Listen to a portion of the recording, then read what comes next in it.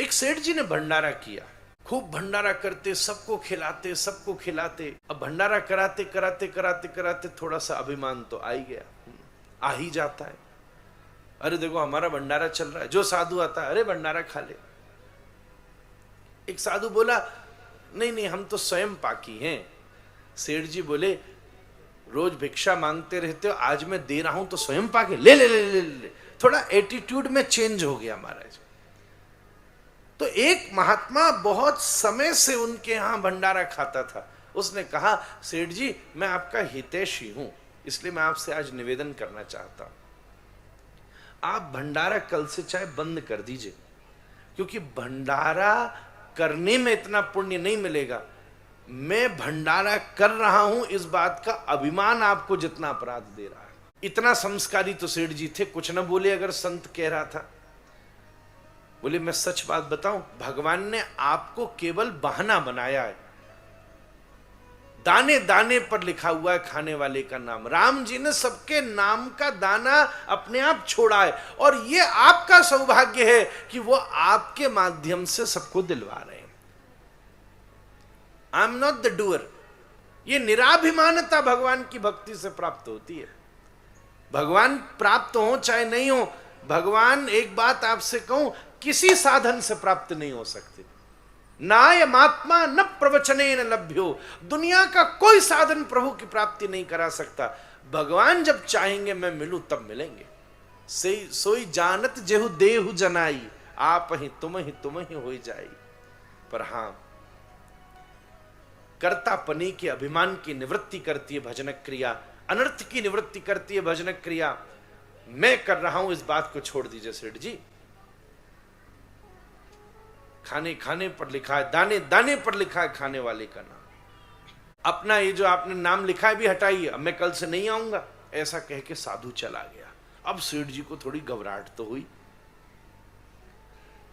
पर थोड़ी सी 25-50 हजार आदमी को खिला चुके थे, तो थोड़ी गर्मी खिचड़ी की सिर में भी चढ़ी हुई थी। तो सोचे ये सब प्रवचन सुन सुन के हम बड़े हुए, अभी देखता हूं खाने वाले पर दाने पर खाने वाले का नाम लिखा भी है कि नहीं, चेक तो करूं। उसी समय अंदर उठ करके गए, भंडारा चल रहा था। एक नियम उनका जरूर था कि जब सबको खिला देते थे तब अंत में खाते थे। बोले आज ये नियम तोड़ता हूं। उसी समय उठ करके भीतर गए, भोजन लग रहा था, थाली ली, सारा भोजन थाली में डाला और अभी बैठ के खा। बोले अभी देखूं ये दाने पर खाने वाले का नाम है कि नहीं। और जज साहब जैसे ही चावल दाल घोल करके और बस पहला गस्सा लेने को तत्पर थे ही, तो सामने फोन धरा हुआ था। जोर से फोन बजा, तो सोचा किसका फोन है, पत्नी का फोन आ रहा था। अब ऑप्शन दो ही होते हैं, आज का खाना खाना है कि रोज का खाना है। तो सोची यार रोज ही का खाना है, चलो पहले उठा ही लूं।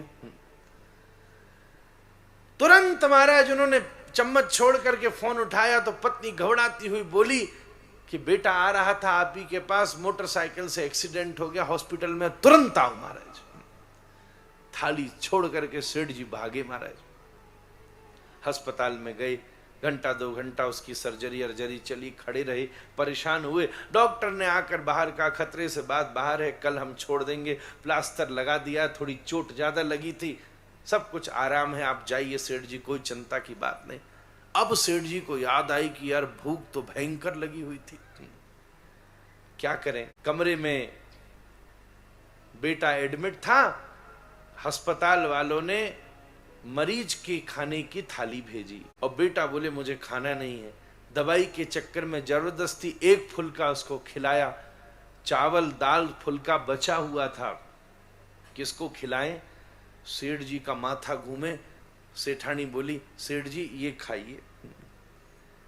सेठ जी ने खाना दाल चावल शुरू किया, तभी संत की बात स्मरण में आई कि भाई दाने दाने पर लिखा है खाने वाले का नाम। राम जी ने सबका फिक्स कर रखा मामला। आज की मेरी रोटी भंडारी की नहीं थी, अस्पताल की थी महाराज। मैं जबरदस्ती का अभिमान लिए बैठा हूं कि मैं सबको खिला रहा हूं, मैं सबको बांट रहा हूं। इससे ज्यादा कुछ नहीं हो सकता महाराज। ये मान के चलो, उसी दिन से सेठ जी ने निर्णय किया अब मैं अपने नाम से कुछ नहीं करूंगा। ये राम रसोई है, आज से राम जी की रसोई है, राम जी का अन्न है, राम जी का दाना है, राम जी के लोग हैं और मेरे माध्यम से राम जी खिला रहे हैं। बस मैं तो कुछ हुई नहीं, अब राम जी को अपना माध्यम चेंज करना होगा तो बदल लेंगे। अब तो इस बात की भ्रम से भी मन से दूर हो गए।